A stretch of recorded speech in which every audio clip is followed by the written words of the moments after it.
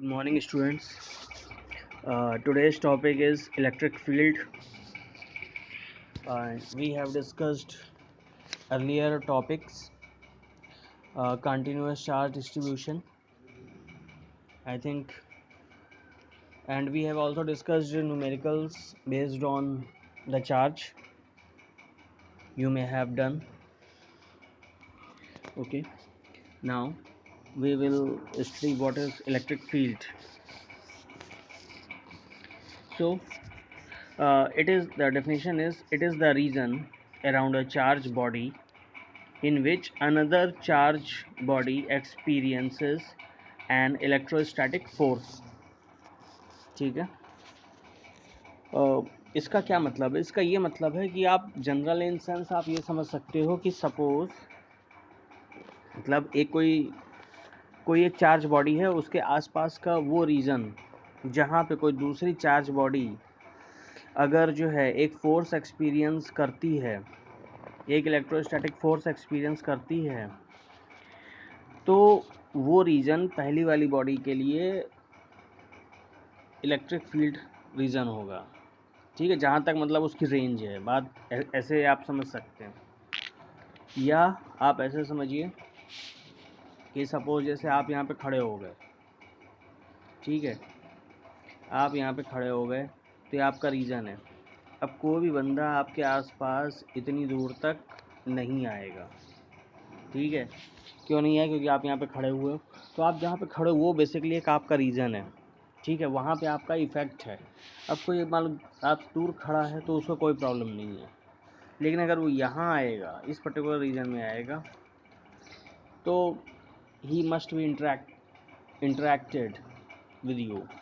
ठीक है, और कोई दूर है तो उससे कोई मतलब ही नहीं है आपको, आप उसको भी निगलेक्ट करोगे और वो भी आपको निगलेक्ट करेगा। ठीक है, तो सिंपल सी बात है, यही वो रीज़न है। बेसिकली हम इस रीज़न की बात कर रहे हैं, मीन जहाँ पे खड़े हो और जहाँ तक आपका इफ़ेक्ट है, ठीक है, वो आपका रीज़न है। सिंपली समझिए इसको। ठीक, तो ऐसे ही जैसे हम बात करते हैं पॉजिटिव चार्ज की, तो जो पॉजिटिव चार्ज होता है, पॉजिटिव चार्ज से क्या होता है कि पॉजिटिव चार्ज जहाँ पर भी होगा उससे इलेक्ट्रिक लाइन ऑफ फोर्सेस निकलती हैं आउटवर्ड्स। उससे कैसे निकलती हैं? आउटवर्ड्स। इनकी डायरेक्शन भी होगी वो आउटवर्ड्स होगी। ठीक है, तो ये इसका रीज़न है। और एक चीज़ और देखिएगा, नीचे ये थोड़ी सी क्लोज्ड है, मतलब जहाँ से ओरिजिनेट हो रही वहाँ पे थोड़ी क्लोज है, और धीरे धीरे इनके बीच की स्पेसिंग जो है वो इंक्रीज़ करती चली जाती है। ठीक है, तो जैसे जैसे ये आप देख सकते हैं फिगर में, जैसे जैसे स्पेसिंग भी इंक्रीज़ करती चली जाती, तो इनका इम्पैक्ट भी कम होता है। जैसे चार्ज के जस्ट बगल में आप खड़े हो तो वहाँ पे इंटेंसिटी ज़्यादा है, अगर वहाँ इंटेंसिटी ज़्यादा है तो वहाँ पे इनका इफेक्ट भी ज़्यादा है। ठीक है, मीन्स आप जितना क्लोज होगे चार्ज के उतना ज़्यादा इम्पैक्ट होगा। ठीक है, और जितना दूर होगे चार्ज से, क्योंकि दूर हैं तो आप देखो इनके बीच का जो डेंसिटी है वो डिक्रीज़ हो रही है, तो डिक्रीज़ होने से क्या होगा, इधर उसका इम्पैक्ट कम हो जाएगा। ठीक है, जैसे आप वही मैं बात फिर से कह रहा हूँ कि अगर कोई पर्सन, आप कहीं पे खड़े हो और कोई आपके बिल्कुल पास में आके खड़ा हो जाए, he must feel a force. Actually उस समय क्या होता है, उस समय आपका एक रीज़न बन जाता है, तो आदमी वहाँ पे बिल्कुल नहीं आएगा। मतलब ये प्रैक्टिकल बात है, ये कोई सब्जेक्ट की बात नहीं है, एक जनरल सेंस भी है ये।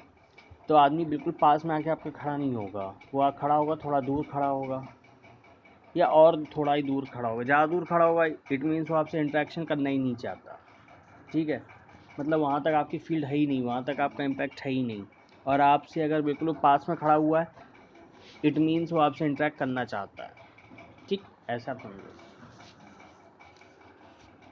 तो जैसे कि एक डायग्राम फिर से बनाते हैं, जैसे कि ये कोई एक चार्ज है, ठीक है, तो इस चार्ज के चारों तरफ ये इसका एक इलेक्ट्रिक फील्ड का इसका रीजन है, इलेक्ट्रिक फील्ड रीजन।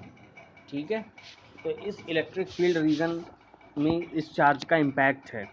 यहाँ पे अगर कोई अनदर कोई भी चार्ज आएगा, चाहे वो पॉजिटिव हो या निगेटिव हो, तो वो एक फोर्स एक्सपीरियंस करेगा। सपोज जैसे ये पॉजिटिव चार्ज है, तो अगर यहाँ पे एक पॉजिटिव चार्ज आएगा, तो यहाँ पे अगर पॉजिटिव चार्ज आप लाओगे इसके पास, तो ये इधर की तरफ भागेगा, ठीक है।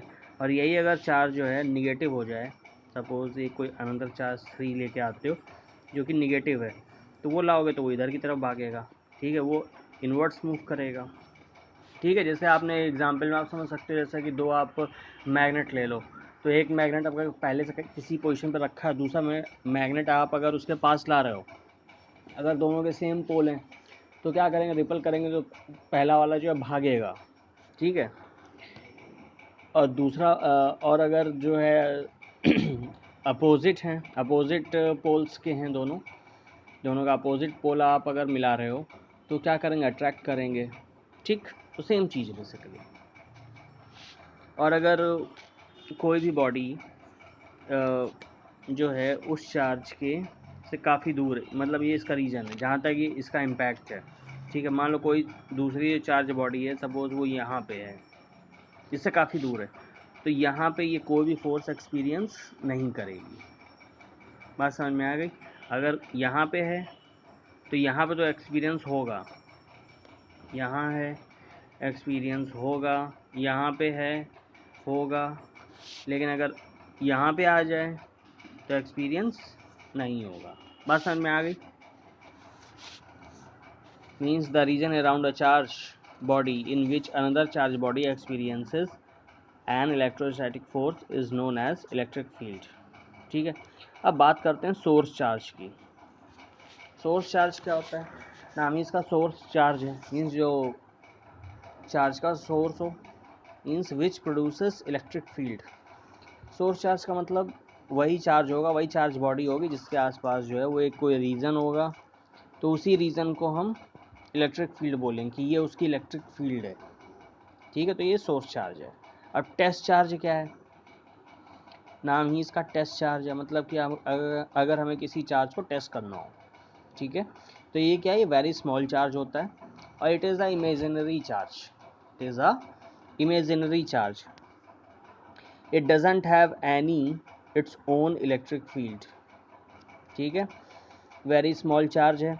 इसका बेसिकली जो चार्ज होता है वो हम निगलिजिबल मानते हैं, बिल्कुल ज़ीरो भी नहीं, क्योंकि ज़ीरो अगर कर देंगे तो ज़ीरो से मल्टीप्लाई होगी, हर चीज़ ज़ीरो हो जाएगी, मीन्स ज़ीरो से थोड़ा सा ज़्यादा होगा, लेकिन वो निगलिजिबल ही उसको मानना है, ठीक है। और क्योंकि इसका इम्पैक्ट भी बहुत कम है, तो उसकी कोई इलेक्ट्रिक फील्ड भी नहीं होगी। अब जैसे सपोज़ कोई बहुत ही दुबला पतला आदमी है, बिल्कुल बेकार, तो कोई भी दूसरा आदमी वो वहाँ खड़ा भी है सपोज़, तो कोई भी दूसरा आदमी आके उसको आएगा भी उसके पास और आके उसको धक्का ही मार दे, बेचारा गिर जाए, ठीक। तो मतलब ना उसकी कोई इलेक्ट्रिक फील्ड है, ना उसका कोई इम्पैक्ट है, ठीक है। बस आप टेस्ट चार्ज से बेसिकली आप ये चेक कर सकते हो कि जो दूसरा चार्ज, इसका नाम टेस्ट चार्ज क्यों है, वो इसीलिए है कि अगर दूसरा चार्ज है तो उसकी वजह से इस टेस्ट चार्ज पे कितना फोर्स ऑफ अट्रैक्शन या फोर्स ऑफ रिपल्सन लग रहा है, ठीक है। मैंने आपको बताया कोई भी बड़ा चार्ज आएगा वो उसको धक्का मारेगा, कोई बड़ा पर्सन आएगा उसको धक्का मार के चला जाएगा, ठीक है, लेकिन कर कुछ नहीं पाएगा वो, ठीक है, क्योंकि ना तो उसके पास ताकत है, मतलब चार्ज नहीं है, ना ही उसकी कोई इलेक्ट्रिक फील्ड है। तो मैं सब ये चीज़ कॉन्सेप्ट क्लियर हो रहा होगा। तो when it comes in the region of source charge it experiences force, ठीक है। ये किसी पे ना फोर्स लगा सकता है ना कुछ कर सकता है, कुछ भी नहीं कर सकता है, केवल ये बता सकता है हाँ भाई उनका इम्पैक्ट है, बस ये बता सकता है, ठीक है। बात समझ में आ गई। तो ये आपका टेस्ट चार्ज है, इसको क्यू नॉट से डिनोट करेंगे, किससे डिनोट करेंगे, क्यू नॉट से, ठीक। कहीं भी आप क्यू नॉट देखो, जनरली इसको हम पॉजिटिव क्यू नॉट ही मान के चलते हैं, ठीक है। टेस्ट चार्ज तो जनरली हम पॉजिटिव मानते हैं, ठीक है। ये एक इंपॉर्टेंट चीज़ थी क्यू नॉट के बारे में। तो maximum region till where the electric field exist is known as region, मैं आपको बता ही चुका हूँ। जहाँ पे आप खड़े हो और जहाँ तक आपका इम्पैक्ट है वो आपका एरिया है। सपोज जैसे घर है आपका, तो घर के सामने का जो भी रीजन होता है वो आप ही का हो जाता है, ठीक है। वहाँ कोई थर्ड पर्सन खड़ा होगा तो आप जाओगे उससे पूछने का क्यों खड़े हो, ठीक। और कोई भी आदमी अवॉइड करता है घर के सामने किसी खड़े होने को, ठीक। क्यों, क्योंकि ये उसका रीज़न होता है, ठीक। हम मतलब प्रैक्टिकल एग्जांपल इसलिए दे रहे हैं ताकि चीज़ें आपको समझ में आए, अदरवाइज़ हम ऐसे बताते रहेंगे वो रीज़न है ये है वो, तो कुछ नहीं समझ में आता है। ठीक है, प्रैक्टिकली हम इसको इंटरलेट करने की कोशिश कर रहे हैं। ठीक। Test charge interacts with electric field of source charge. जो भी टेस्ट चार्ज होगा वो सोर्स चार्ज की इलेक्ट्रिक फील्ड से इंटरैक्ट करता है। ठीक है, सपोज जैसे फिगर में आप देख सकते हैं ये भी पॉजिटिव चार्ज है। पॉजिटिव चार्ज की मीन्स प्लस क्यू है। ये सोर्स चार्ज है। ये क्या है? ये आपका सोर्स चार्ज है। यहाँ पर हम लिखे देते हैं, ये बेसिकली क्या है? Source charge. ये क्या है?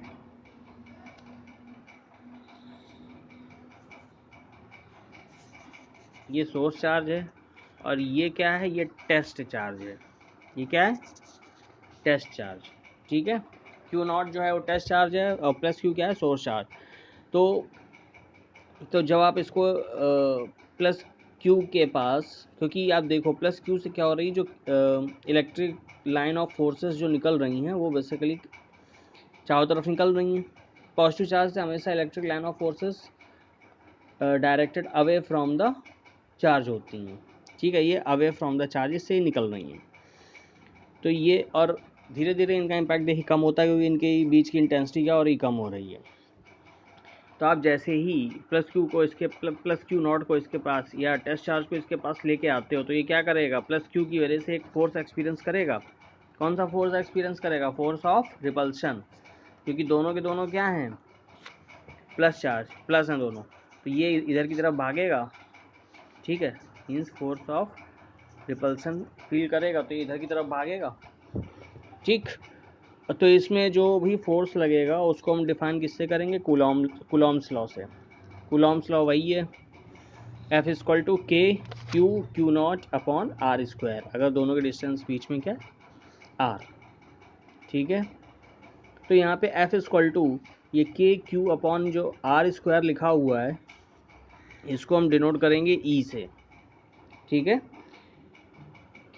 के क्यू अपॉन आर स्क्वायर को डिनोट कर देंगे ई से, इसको एज्यूम कर लीजिए ई। तो बेसिकली अब ये फार्मूला हो जाएगा F equal to E Q not. ठीक, तो F क्या हो गया? F आपका हो गया इलेक्ट्रिक फोर्स। E क्या हो गया? E is the electric field intensity, Q not is the test charge. Q not is the test charge. ठीक है, तो F equal to E Q not, ये बहुत important formula, is very important formula and you will be use in all around. ठीक है, in this book.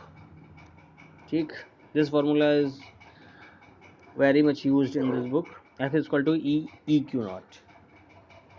Okay, now we will talk about electric field intensity. So basically electric field intensity is what? Electric field intensity is the measure of the electric field.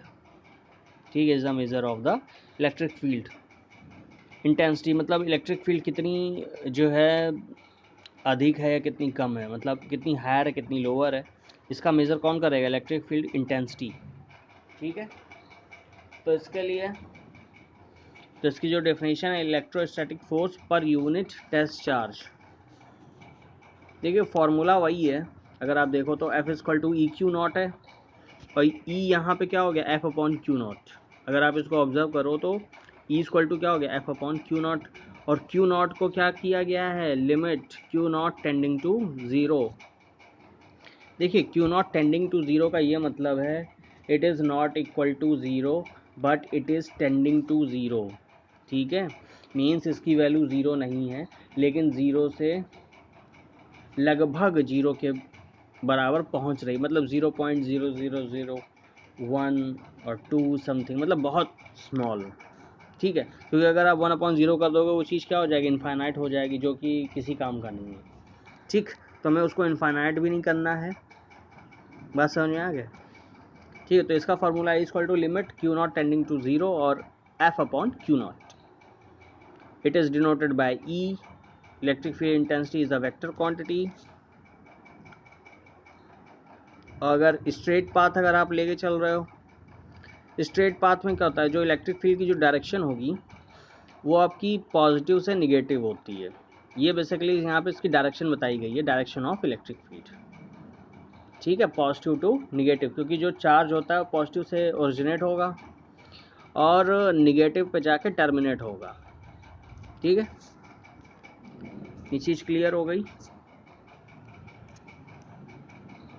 और अगर मान लीजिए curved path है, कैसा path है, curved path है, तो जो इलेक्ट्रिक फील्ड इंटेंसिटी होती है उसकी डायरेक्शन जो है हम टेंजेंट से देते हैं। ठीक है, जैसे कि ये कर्व्ड पाथ हो गया। ठीक है, तो अब हमें इस पॉइंट पर पर्टिकुलर, हमें अगर इस पॉइंट पे इलेक्ट्रिक फील्ड इंटेंसिटी फाइंड करनी, तो हम क्या करेंगे, इस पर एक हम टेंजेंट ड्रॉ करेंगे। तो जो भी टेंजेंट की डायरेक्शन होगी वही आपकी इलेक्ट्रिक फील्ड इंटेंसिटी की डायरेक्शन हो जाएगी। ठीक है, तो ये टेंजेंट की डायरेक्शन हो गई इधर। ठीक, तो यही आपकी इलेक्ट्रिक फील्ड हो गई। बात समझ में आ गई। और इसके एसआई यूनिट क्या है, सीधे सीधे आप फाइंड कर सकते हो। इसका फार्मूला E=F/Q0, फार्मूला वही F=EQ। ठीक है, मैंने आपको पहले ही बताया था, बहुत यूज़ होगा ये फार्मूला। तो E=F/Q0, F की यूनिट होती है न्यूटन, Q0 की होती है कूलॉम। देखो Q0 चाहे टेस्ट चार्ज हो चाहे सोर्स चार्ज हो, दोनों की यूनिट एक ही होगी। ठीक है,